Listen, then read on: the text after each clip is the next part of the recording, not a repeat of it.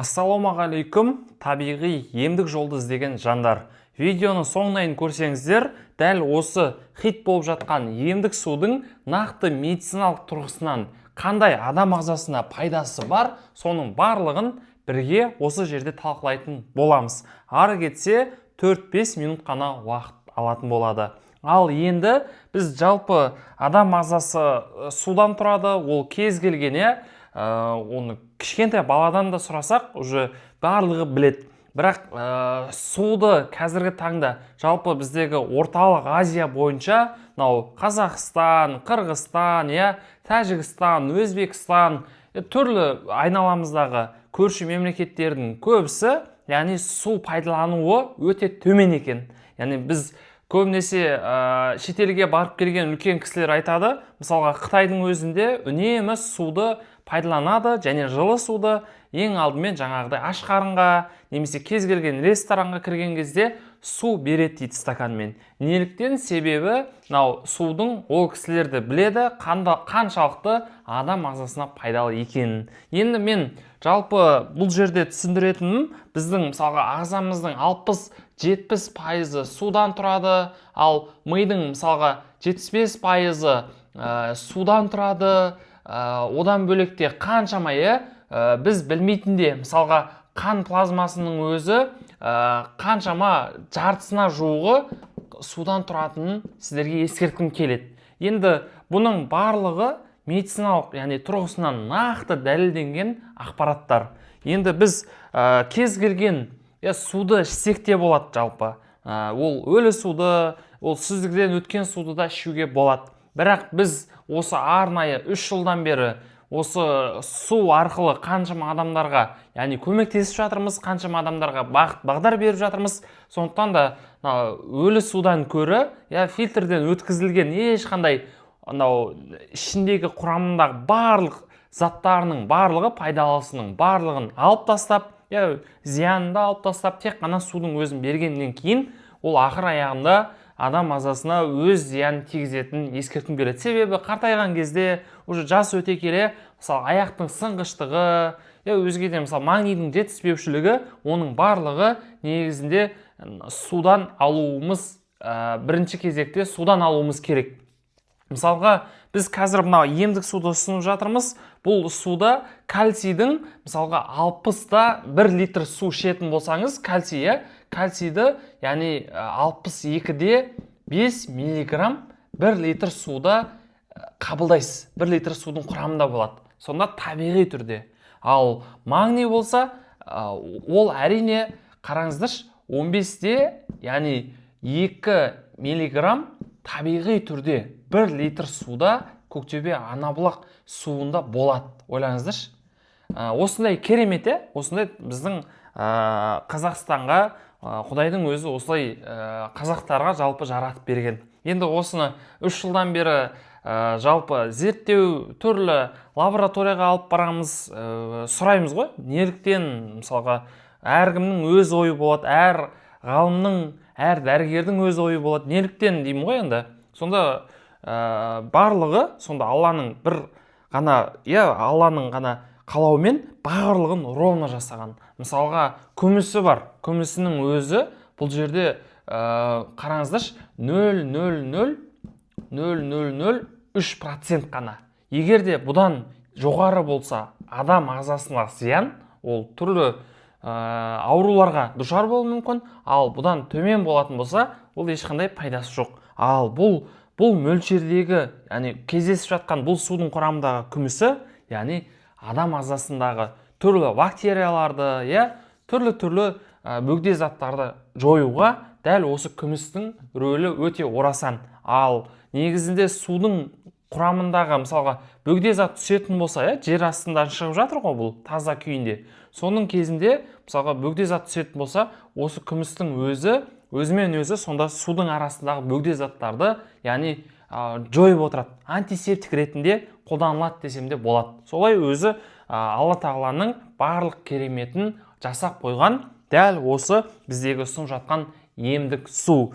Енді жалпы одан бөлекте қан плазмасына дедік, одан бөлекте бұлшық етте мысалға судан тұрады, етімізде 70% мысалға оның барлығы біз осындай тірі суды ішпесек, жаңағыдай өлі, ол фильтрден өткен судың ертең адам ағзасына қаншалықты зиян болатын өздеріңізде ойлап көріңіздер. Енді жалпы біздің бұл жердегі мен жалпы бір ғана сіздерге бір бұрышын айтайын.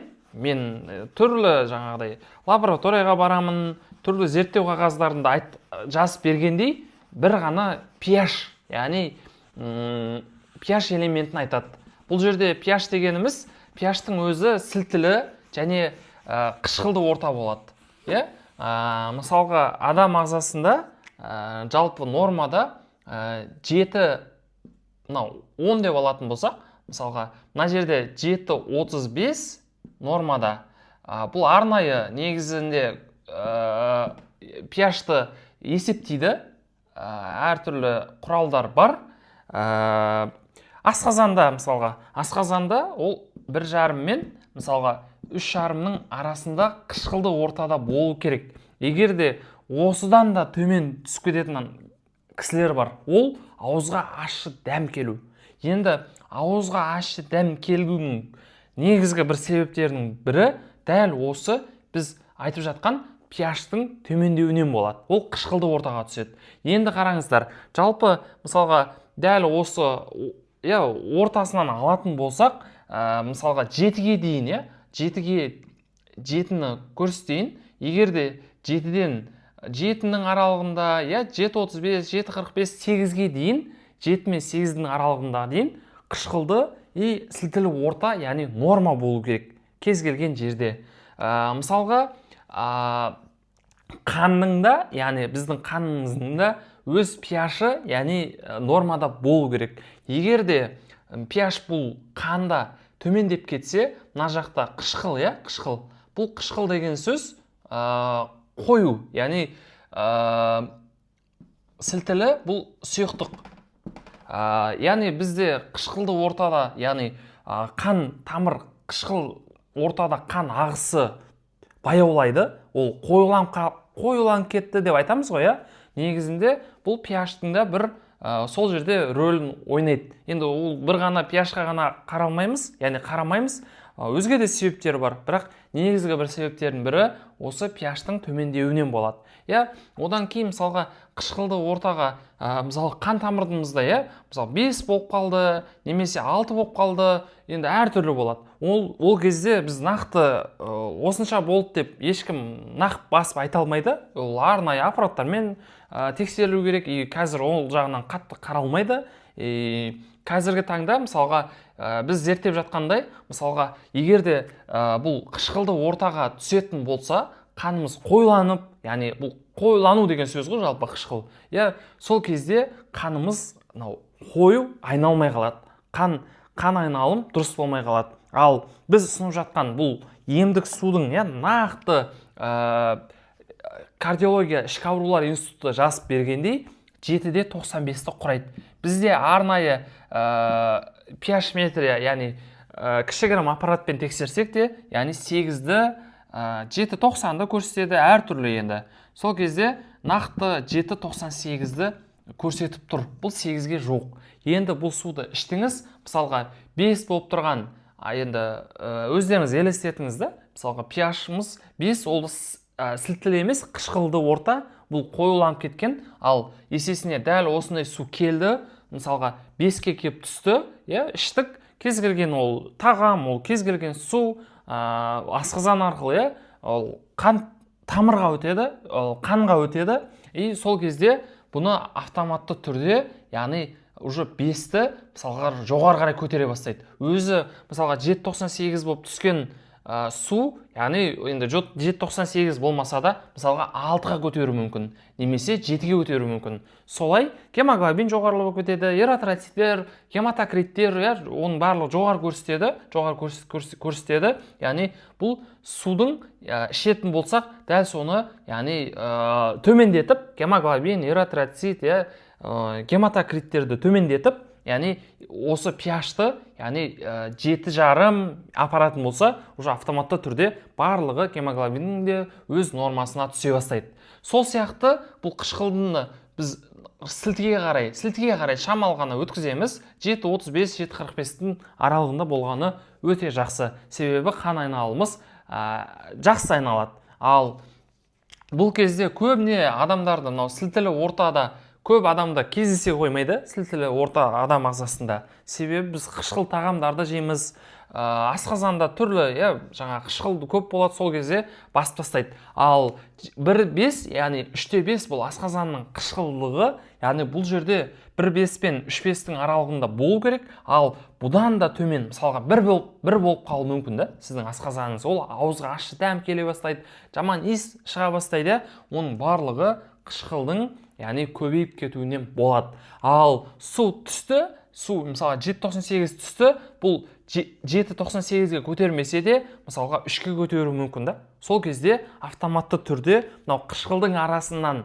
негізі pH төмендеп қоюланғанның арасында гастрит, түрлі жаралар пайда бола бастайды. Ал су іштіңіз, бұл автоматты түрде, мысалы 7,98 pH, яғни іштіңіз, сіз автоматты түрде 3,5-ға көтеруі мүмкін да. Ол кезде уже жаңағыдай автоматты түрде ол жаңағыдай қойыланып тұрған, қышқылданып тұрған асқазандағы жараны, яғни ол уже сілтілі сұйықтық барып ерте бастайды. Солай көп адамда біздің практикамызда кәдімгідей ғажайыптан жаралары жазылып кеткенін көріп жатырмыз. Енді одан бөлекте мысалға өтті айтайық. Өттің, яғни тасы қайдан пайда болады, Ол да бірнеше көптеген себептері бар, бірақ біреулерде енді түрлі, қаншама жылдан бері дұрыс тамақтанбау әсерінен, көбінесе әртүрлі себептерінен болады. Оң қабырғаның асты мазалап жүреді біраз уақыттан бері, қанша жылдан бері. Сол кезде біздің мынау өтіміз бауырда, сол кезде бауыр өт бөледі. Сол кезде мінекей қараңыздаршы, бұл бауырдан бөлінген өт ішіндегі, өт қой, жалпы өттің қабы, мынау ішіндегі өті, бұл негізі қоймалжың сұйықтық болу керек өттің іші. Ал мынау оның да нормасы болады, енді 7 кейбір жерлерде әртүрлі жазылады, 7,5 осы нормада, pH нормада болмаса, яғни бұл кезде уже қоймалжың, қараңыздаршы, қоймалжыңға айналып кетеді. Негізі бұл сұйықтық болу керек, сол кезде қоймалжыңға айналады да, есесіне мынау өт аға алмай қалады, қою болып қалады, кәдімгідей слаш сияқты. Сонымен pH төмендеген кезде мынау жаңағы біздің суды іштік, өттің толуы, өттің қисаюы болып тұрады, суды іштік, сол кезде уже автоматты түрде ол 2 ай кетуі мүмкін, ол 6 ай кетуі мүмкін, ол 1 жыл кетуі мүмкін, ол нақты белгісіз қай кезде, бұл жердегі жаңа толуын, тастың кетіруін ол белгісіз, бірақ тұрақты түрде, тұрақтылықпен ішетін болсақ, әрине мына pH арқылы, мен бір ғана элементін айтып жатырмын, pH арқылы, 7,98 арқылы, мынау өттегі, яғни тасты, жаңағы pH-тың төмендеуінен қоймалжың болып, ол ертең одан сайын ол жерде қышқыл қоюлану көбейіп, өт негізі сұйық болуының әсерінен, сұйық болу керек. Соның әсерінен мынау уже өттегі тас үлкейе береді, көбейе береді. Ал су іштік, қараңыздаршы, сұйықтықты бердік мынау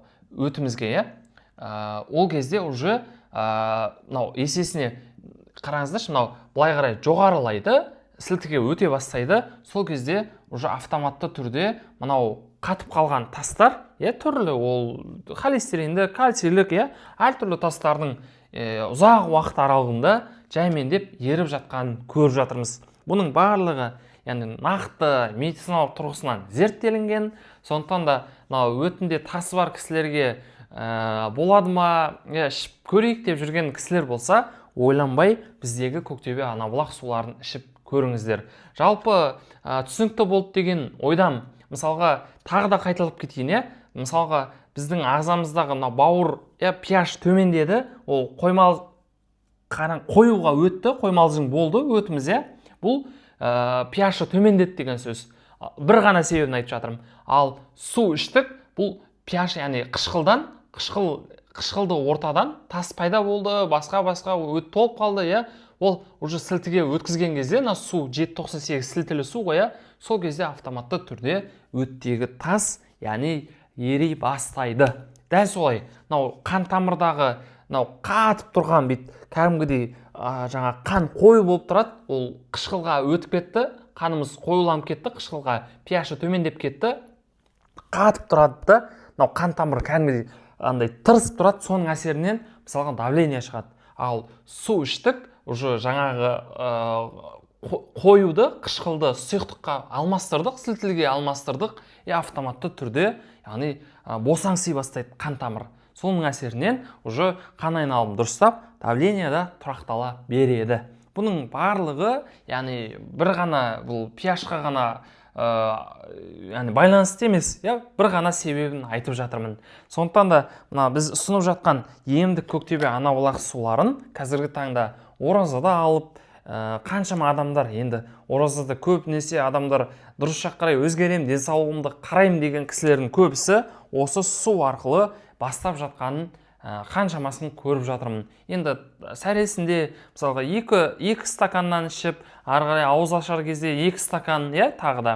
Сонымен әр жарты сағат сайын бір стаканнан ішу арқылы жатар уақытқа дейін біз күндік 2 литрге жуық суды ішіп тастайды екенбіз. Өзіміздің қолдану жөніндегі нұсқаулығымыз бар. Сондықтан да осындай керемет ақпараттарды өзге білмейтін таныс достарымызға бөлісіңіздер. Ары қарай келесі біз сабағымызда, яғни бұл судың құрамындағы минералдары қалай тағы да адам ағзасына, мысалға бүйрекке қалай әсер етеді, бауырға қандай элементі, дәл қайсы элементі нақты әсер етеді, соның барлығын түсіндіретін боламыз. Сондықтан да біздің арналарда болыңыздар, біздің YouTube арналарға тіркеліңіздер, қолдаңыздар. Жалғыз, Қазақстанда жалғыз біз кеше мысалға Қарақалпақстанға, бүгін мен өз көзіммен көріп жатырмын, Моңғолияға кетіп жатыр, өз тілімізді түсінетін, қазақстандықтарға, жалпы бүкіл қазақстандықтарға жіберіп жатырмыз. Одан өзге де шетелге де Өзбекстан, Қарақалпақстан, Қырғызстан елдеріне де жетіп жатыр. Енді Аллаға шүкір, бір ғана осындай керемет су арқылы табиғи түрде емделуге болады десем де ешкім сенбеп еді, бірақ Аллаға шүкір 3 жылдық осылай қайтпай талаптанып, ізденіп, сіздерге түсіндірумен бар шаруам сол болғаннан кейін, әйтеуір Аллаға шүкір өте керемет нәтижелер шығып жатыр. Біздің Instagram парақшаларға да тіркеулі болыңыздар, сол жақта негізі көптеген ақпараттар айтылады. Енді YouTube арналарымызды Алла қаласа қолға алып жатырмыз. Келесі кездескенше қоштаспаймыз. Міндетті түрде лайк басып бөлісе жүріңіздер.